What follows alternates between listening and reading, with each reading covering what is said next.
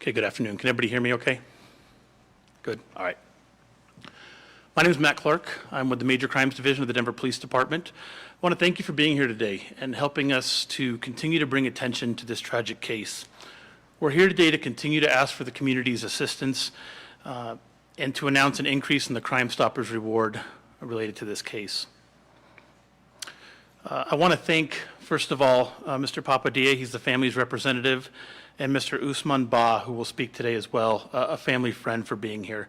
I know this is difficult, and I appreciate your time being here today. I'll provide a brief overview of the incident, and then I'll turn it over to Mr. Mike Mills, the president of Denver Metro Crime Stoppers Organization. He can describe the funds and the increased Crime Stoppers and the work that Crime Stoppers does to assist us. And then Mr. Ba and Mr. Papadia would like an opportunity to speak as well. Before I begin discussing the case, I want to take a minute to describe the significant investigative investment that continues to be made on this case. The coordination between agencies and resources has been truly impressive. While the Denver Police Department's Homicide Unit is the lead investigative agency at this time, resources from the Denver Fire Department's Arson Unit, as well as the ATF and other federal partners, have been instrumental in this investigation as they work to resolve this case. The Police Department's Crime Lab Unit technicians and scientists also continue to make significant contributions to this case. Beyond the investigative entities that are involved, we continue to receive tips through Crime Stoppers from the community. Thus far, we have reviewed nearly 4 dozen tips containing information that have been obtained through the Crime Stoppers organization. We appreciate the willingness of the community to call and provide us this information as we work to generate leads in this case. To provide a brief overview of the incident, the fire started at the residence in the 5300 block of Truckee Street around 2:30 in the morning on Wednesday, August 5th, 2020. At that time, there was a uniformed patrol officer working in the area who recognized the fire. He notified the Denver Fire Department, which promptly responded to extinguish the flames. The fire personnel and officers on scene located 3 individuals that had escaped the fire by jumping from a window. Those parties were injured as a result. They also located and determined 5 individuals were deceased inside the residence as a result of the fire. The Denver Fire Department's Arson Investigation Unit and the Denver Police Department's Homicide Unit immediately began conducting an investigation into the incident. It wasn't long before they recognized that the fire was intentionally started at the residence. Denver Fire Arson investigators have been working diligently to determine the cause and origin of the fire. They're examining evidence to determine the presence of accelerants, and if an accelerant was present, to determine the type of accelerant that was used. Denver Police Homicide investigators and our federal partners with the ATF have been conducting interviews locally throughout the state and around the country. We've reviewed countless hours of video footage from residential cameras, surveillance cameras, business cameras, and the city camera systems. We continue to follow up on investigative leads developed through the investigation as well as through Crime Stoppers tips. One of the primary questions being asked of the community, or by the community in this case, is why? Why did this happen? Why this family? And why in this way? Certainly establishing the motive in this case is something we continue to work on. We believe it'll aid us in the identification and apprehension of the individuals responsible for this offense. We fully understand and appreciate the concern that the families and the residents may have been targeted either because of their race or religion. This is certainly an element of the investigation that we're actively probing. Currently, we do not have any information indicating that anyone else is at risk. If that changes at any time, and we learn that any individual or community may be at risk, the police department would proactively reach out to provide the information and develop safety plans. At this point in the homicide investigation, I'm not in a position to release additional details regarding the cause of the fire, the status of the investigation, or the evidence that's being analyzed.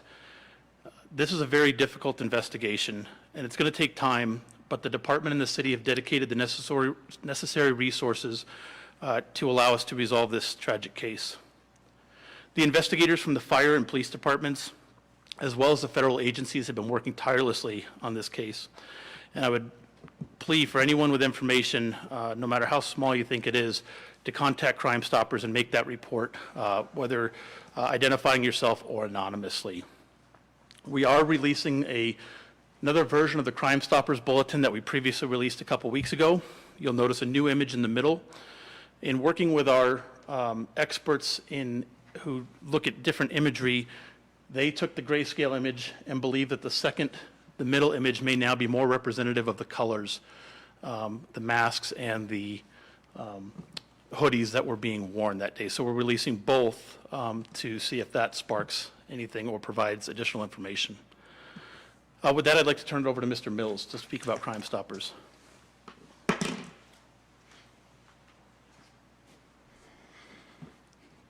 Good morning or good afternoon, and thank you for having me.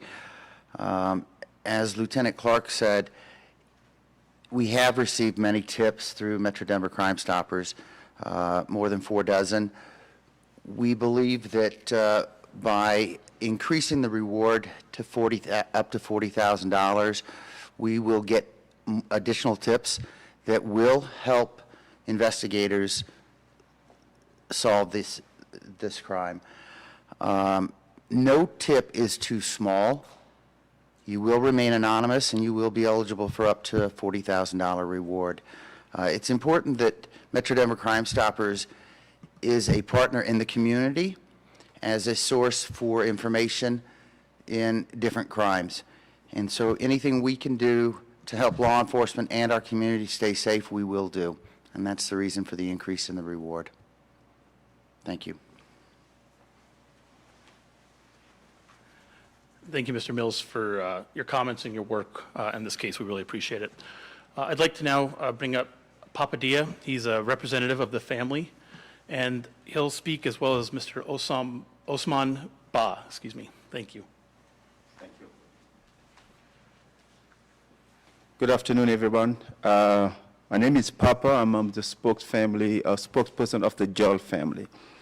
I want to start by thanking the Denver Police, the City of Denver, the media that's really been around us, helping us to solve this case. But also I want to thank community members that's been around and helping with the GoFundMe, and most importantly, helping us increase the award for the Crime Stopper. And when this tragedy happened, the father of the Joel family only had 2 wishes.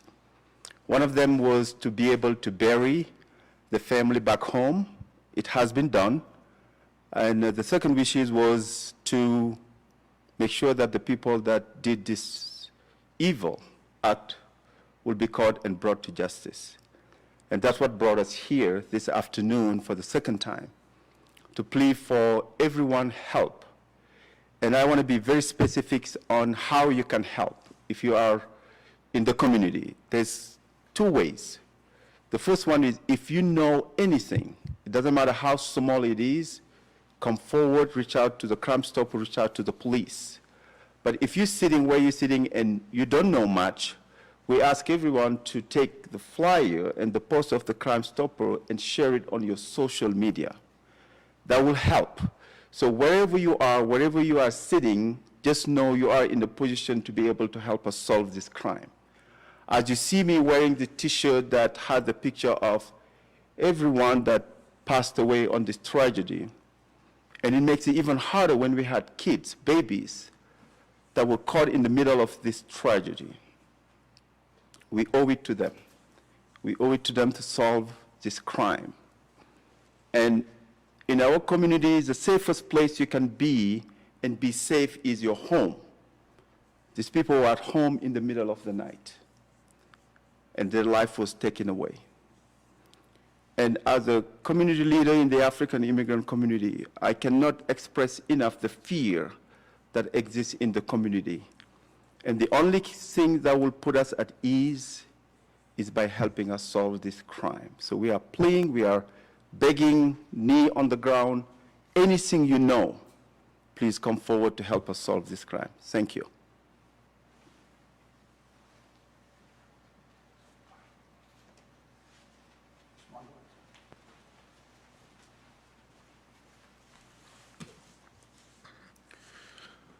Good afternoon, Usman Ba. Just want to echo the same sentiment that Papa just said. The community's mourning. We're all hurt.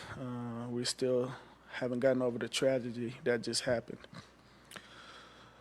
As you guys saw this weekend, we had all different type of nationalities that showed up to our rally, anywhere from African to Americans to people in the Middle East as well, just to show you how much the community is really hurt and people around Denver. And I just want to echo, we need your help. Anyone that have any tips, help us. We're asking for any type of help right now. If you know anything, just call the Crime Stopper, call somebody, because like Papa said, we have kids that died that didn't even live out their lives. GB was young, Hassan was young, Aja was young, and the 2 babies were young. And just any tip to help bring this family at ease. We're mourning. We're all mourning. And please, please, anybody, please, I'm begging. We're begging. The community, the Senegalese and the Mauritanian community is begging. They were not only Senegalese, they were American as well. They were American citizens. And anything helps. Just thank you again to the Denver PD and all the investigators and the media. And like Papa said, you all could share that bulletin. Please do so.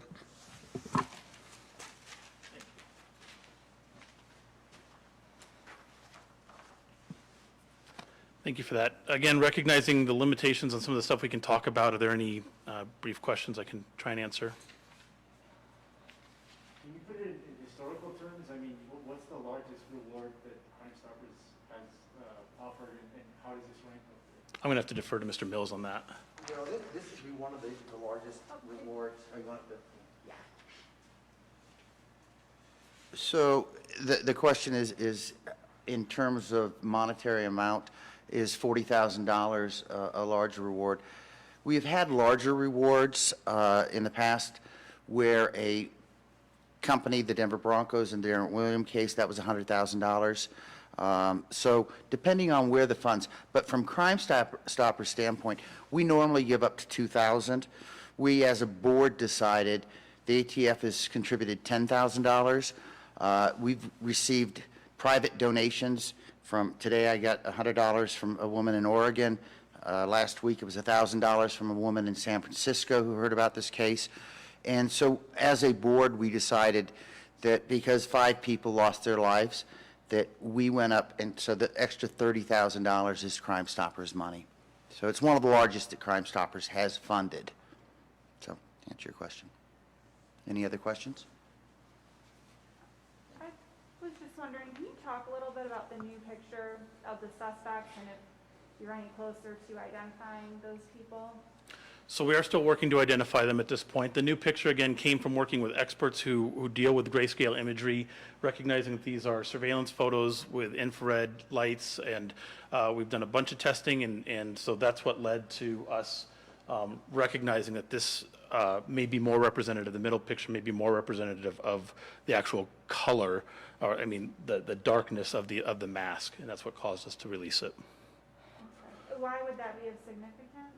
Well, the initial photo that we released has the white mask, and so if somebody was keying in on that as being the determining factor, if they knew or recognized or had information about this, we wanted to make sure that people also considered that this could be more representative, and if they have information that they initially may have discounted because of the mask color, that it's now comes to their attention. I know you said you're trying to figure out the motive and if they were targeted because of race or religion. Do you believe that's the case, or are you not ruling it out? We're not ruling it out. We don't know at this point. Do you believe these 3 started the fire, or are they persons of interest? Or? We believe they're responsible for the fire. Now, what each individual role was, we haven't determined yet, but we believe these 3 are collectively responsible for the fire being started. And in your history, having more than one person involved in a crime, they may be talking, so you want to hear from anyone that Certainly. has heard anything? Absolutely. Anybody who has any information who may lead to the identity of these individuals, we want to hear from them. I know, the family representatives kind of spoke to this as well, but it sounds like with these individuals out on the street that there's a lot of fear, especially in certain communities. And what would your message be to those communities? We are just, please understand, we're actively working this investigation. It has the full attention and resources of the police department. Any information that they can help to bring these individuals to our attention. We'll work that information. We'll actively follow up on the leads so we can get them off the streets and no longer be a threat to the community.